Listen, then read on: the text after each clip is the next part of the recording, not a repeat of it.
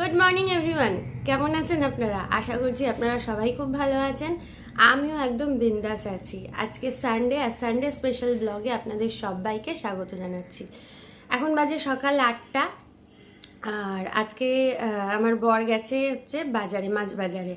তো মাছ বাজার বলতে পুরী থেকে এসে তখন তো ফ্রিজ আমরা চালিয়েই গেছিলাম, যা যা মাছ ছিল মোটামুটি শেষ হয়ে গেছে। তো বেসিক্যালি ও সানডে করে যায় না বাজারে, কারণ প্রচণ্ড ভিড় থাকে, কিন্তু যেহেতু মাছটা নেই সেহেতু গেছে। তারপর মাছ আনলে তো আদার্স আরও আনুষাঙ্গিক কাজ থাকে, গোছানো ঠোছানো।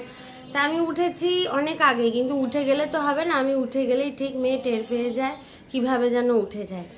তো যাই হোক, এখন ওর বউ নিয়ে গেছে একটু নিচে ঘোরাতে, সেই ফাঁকে আমি চাটা খাচ্ছি। ওর খাবারটা মোটামুটি রেডি করেছি, আজকে একটু দুধ আর কর্নফ্লেক্স দেবো, তো কর্নফ্লেক্সটা ভিজিয়ে রেখেছি। এবার আসলে তারপরে যুদ্ধ শুরু হবে।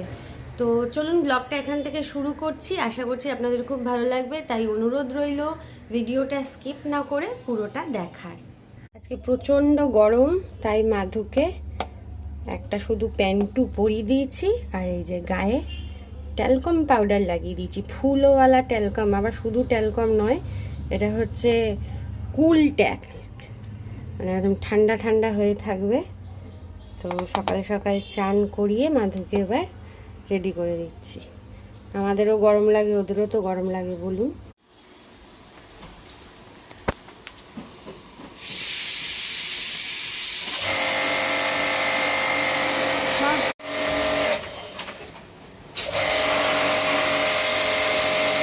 অনেক ঝামেলা আছে, রান্নার অর্ডার এসছে অনেক রকমের, তোর জন্য টিফিনে আজকে খেয়ে নিচ্ছি আমরা মুড়ি আলু ভাজা। আর মা, তুমি কি খেয়েছো বলে দাও?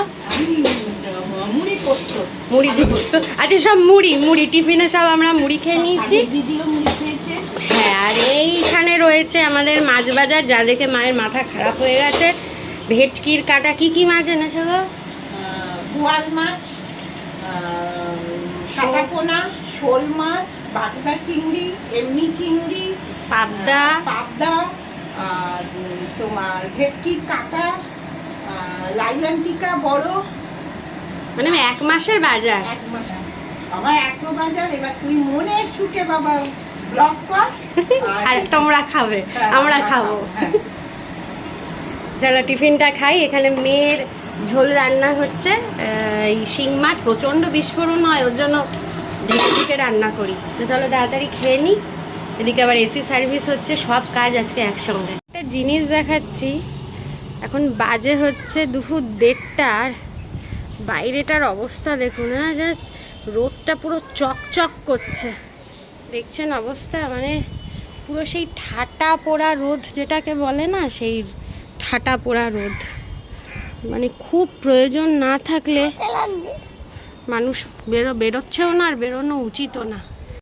আফটারনুন স্নান করে উঠলাম, এখন বাজে হচ্ছে 1:30।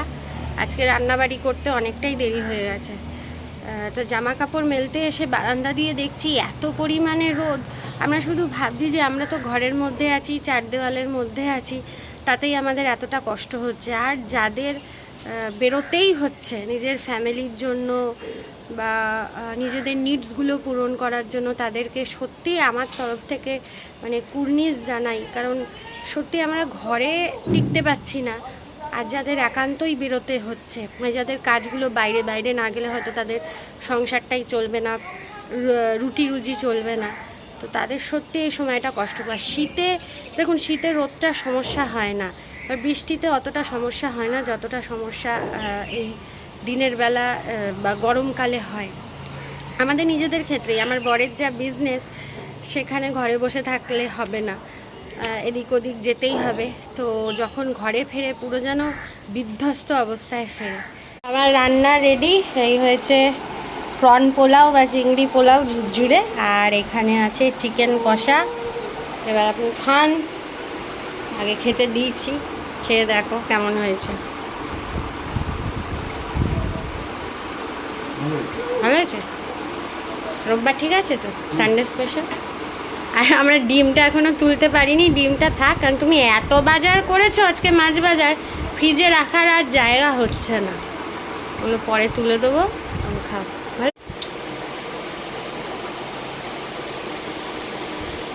আরে বারে বা, কি করছো? সব শুয়ে পড়েছো? বাহ, ভালোই। শোনো, চলো সবাই শুয়ে পড়ো, শুয়ে পড়ো। মোবাইল দেখলে হবে না, শুয়ে পড়ো। ইভিনিং সবাইকে। এখন বাজে হচ্ছে 6:15। আমি বসে বসে একটু চা খাচ্ছি। আর একটা জিনিস আপনাদের সঙ্গে শেয়ার করব, মানে দুপুরে শেয়ার করা হয়নি কারণ এতটাই ব্যস্ত হয়ে গেছিলাম।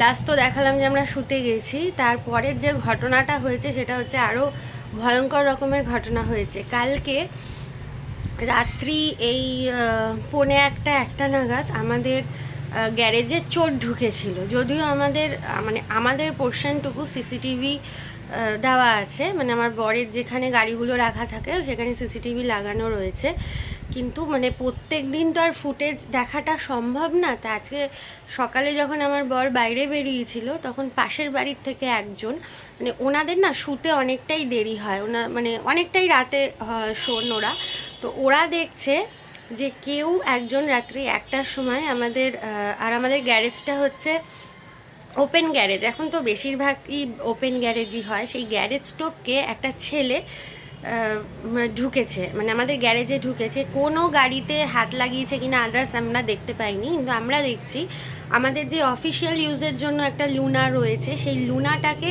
বিভিন্নভাবে চেষ্টা করেছে ওটাকে নিয়ে যাওয়ার, তো পারেনি সে।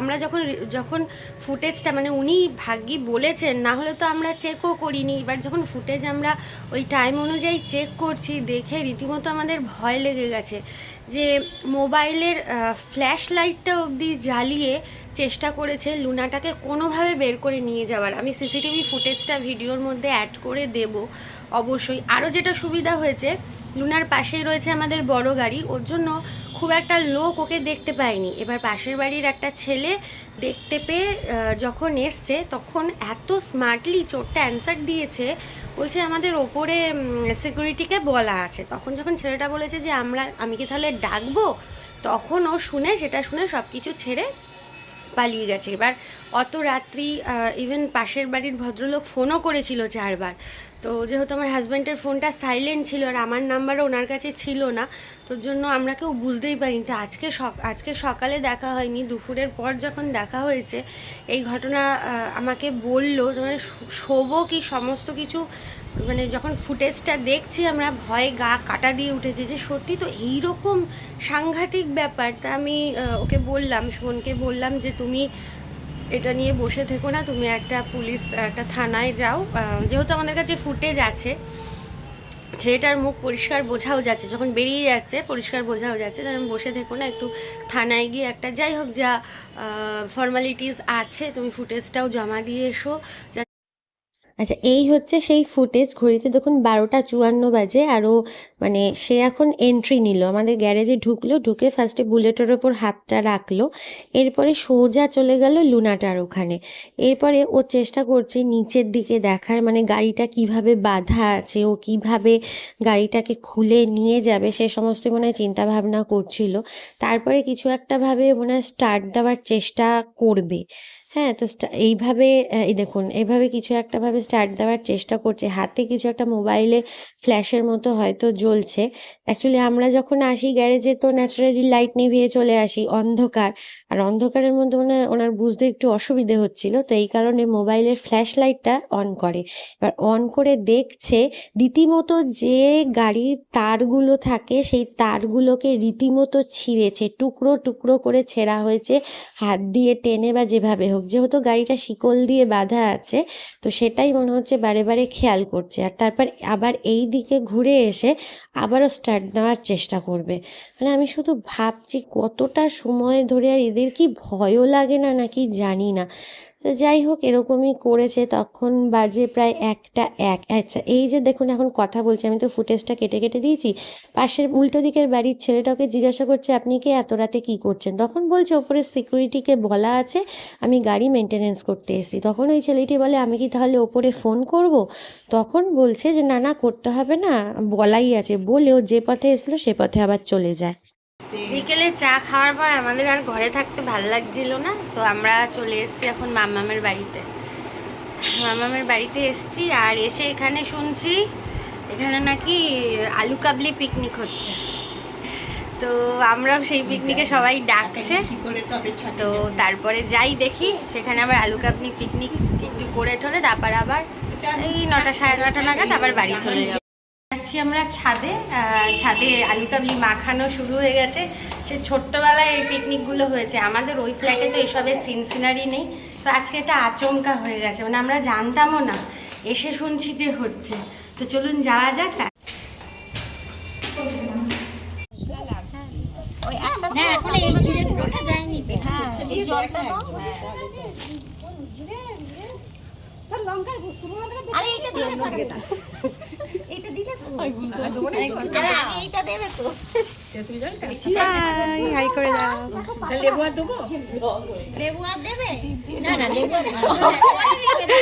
টক জলের গন্ধে সবার জিভ দিয়ে জল বেরোচ্ছে।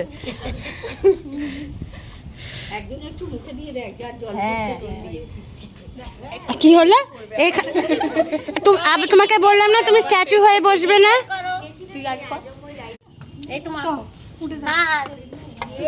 মাকো আমি আসছি।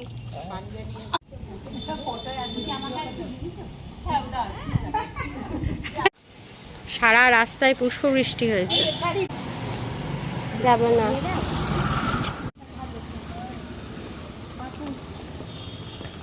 আমিও বেশ কিছুটা ফুল কুড়িয়ে নিয়েছি, কি ভাল লাগছে দেখতে। এগুলো রাধা চূড়া না রে? মানে খেয়ে দে দুদণ্ড রান্নাঘরে গেছিলাম, বাসনও মাজিনি, হেনা ভেজাতে গিয়ে অবস্থা হয়েছে দেখুন। মানে নিজেই আমি ঘেমে একসা হয়ে গেছি, মানে এক দণ্ড দাঁড়ানো যাচ্ছে না। ডিনার করা কমপ্লিট হয়ে গেছে, মশারিও টানিয়ে দিয়েছি, আর এখন 12টা বাজে। তো আজকে খেতে খেতে 12টাই বেজে গেল। আগে মা খেয়েছে, তারপরে আমি আর মেয়ে খেলাম।